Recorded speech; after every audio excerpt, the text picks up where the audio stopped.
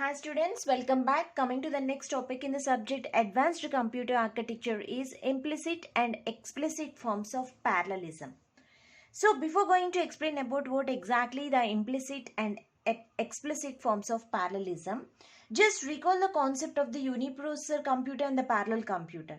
So if you talk about the uniprocessor, if you take the uniprocessor computer, so what happening in the uniprocessor computer?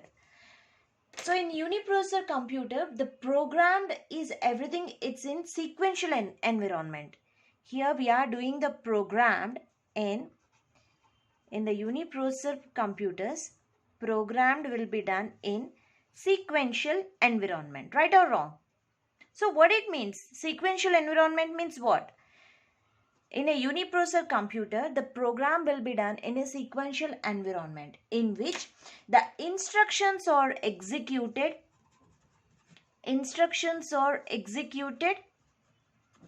one after the another, one after another in a sequential manner.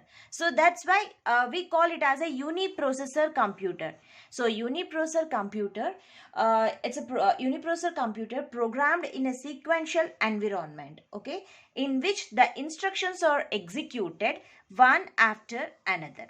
Is it clear? Uniprocessor computer. Now coming to the parallel computer. So if you talk about the parallel computer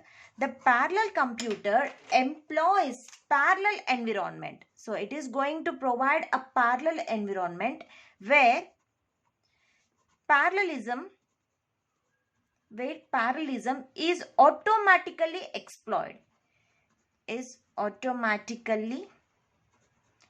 exploited. Okay. So this is what the parallel computer and the uniprocessor computer. If it is a uniprocessor computer, the environment is a sequential environment. Whereas in the parallel computer, the environment is a parallel environment. We call it as a parallel environment. Okay. So I hope you understand what exactly the uniprocessor computer and the parallel computer.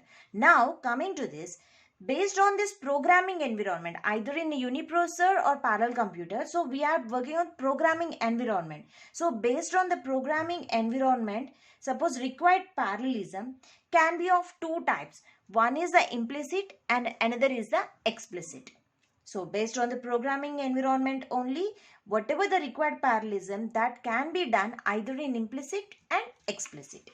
So now let's have a look on first what is an implicit, and then we will see what explicit is. So now I am going to explain about the implicit parallelism.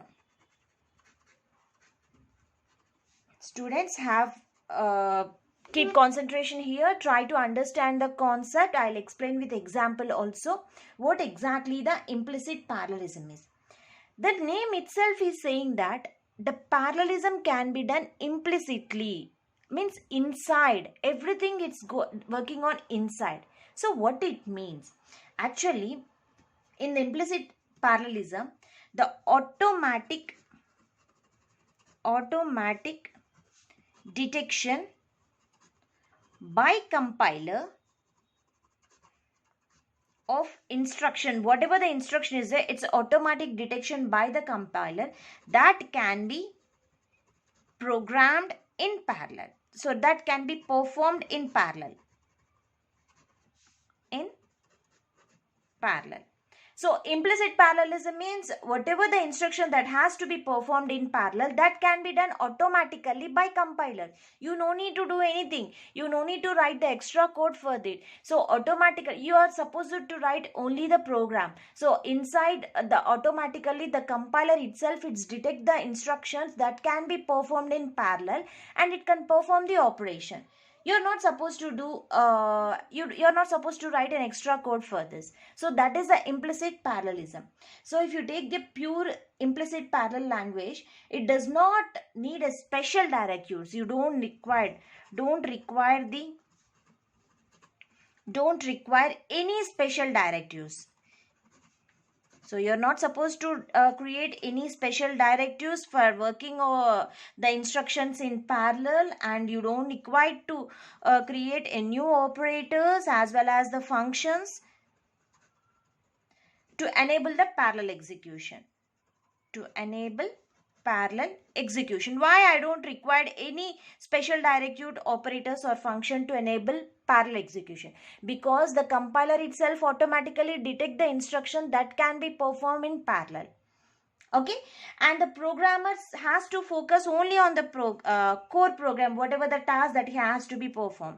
So now the programmer who are going to write the programs based on the implicit parallelism, so that programmer will focus on core task rather than creating all the internal perform operations. He is just focusing on only the core task.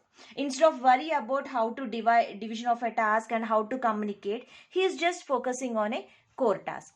So let me explain you a simple example about how this parallelism is working.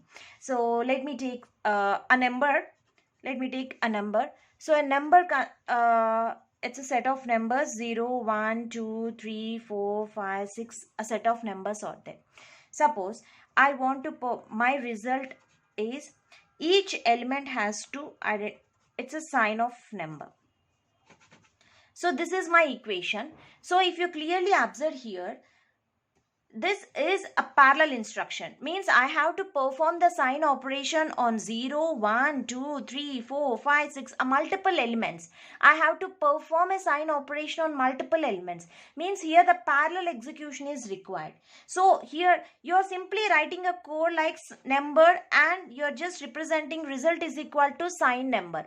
You are just representing sign is numbers, initializing the numbers, and you're just calling sign number. That's it. You're not writing any code. You're the programmer. You're just focusing on the core task. You're just declared as sign number.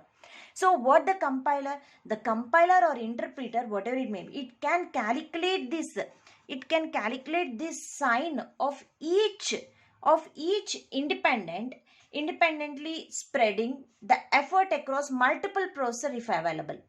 Suppose if multiple processor elements are available, so one processing element is handling the 0 and another processing element will handling the 1, and at a time the another processing element, that is the execution unit, is handling the 2 element, and all are performing the sign operations at the same time. Sign 0, sign 1, sign 2, like that. They are performing in parallel. Here you didn't write any code for that. You are just declared result is equal to sign number. So implicitly it is performing everything. So a problem involves performing the same operation on group of numbers. It is a problem involving a same operation. Means the sign operation I have to perform on all elements, on a group of elements. So this is an example for the implicit parallelism. I hope you understand what exactly the implicit parallelism is. The main concept that you have to remember, that implicit parallelism, the instructions that can be performed in parallel. So here this is an instruction which has to perform execution in parallel. So these instructions automatically detect by the compiler. You are not supposed to write any extra functions for this parallel execution. The compiler itself, it is going to detect and it can perform the parallelism. So this concept is the implicit parallelism. So in the next video, I will explain about the explicit parallelism. Okay, thank you.